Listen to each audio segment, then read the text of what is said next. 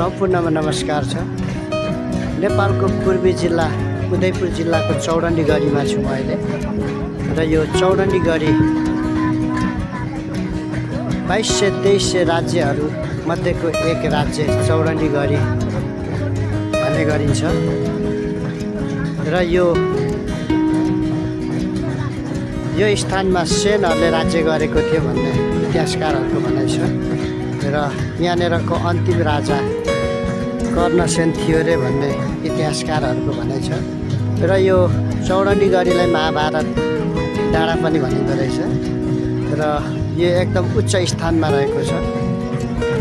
जुन यो मैले देखाइरहेको दृश्यको उत्तरी भाग यो जुन देखाइरहेको यो खोटाङ जिल्ला हो भने यो जुन चौडण्डी गढी चाहिँ उदयपुर जिल्ला हो र यहाँबाट तपाईँहरूले तराई भाग पनि देख्न सक्नुहुनेछ।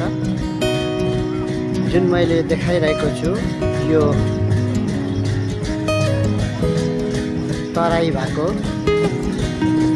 र यो चौडण्डी गढी एक ऐतिहासिक स्थान हो र यही स्थानको नाम अनुसार नै यस उदयपुर जिल्लाको नगरपालिका चौडण्डी गढी नगरपालिका राखिएको हो र यो अहिले जुन यो दरबार रहेको छ यो चाहिँ चौडण्डी गढी नगरपालिका वडा नम्बर 1 मा पर्छ र यो दरबारको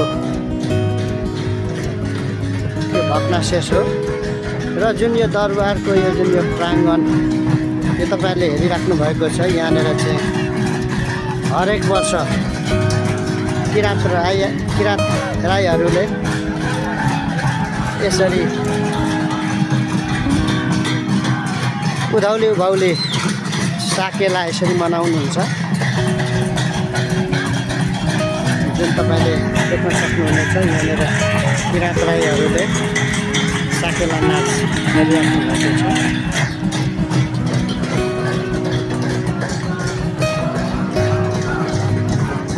र यो चौडण्डी गढी एकदम उच्च स्थानमा रहेको छ।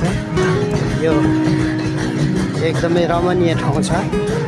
यहाँबाट तपाईँहरूले एकदमै राम्रो नजारा देख्न सक्नुहुन्छ।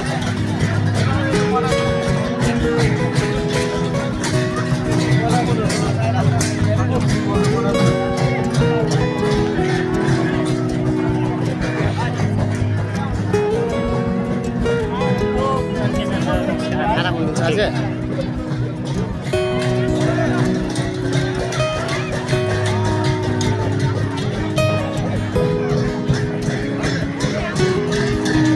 र यो हरेक वर्ष किराँत राईहरूले उधौली उभौली पर्व यसरी मनाउनुहुन्छ।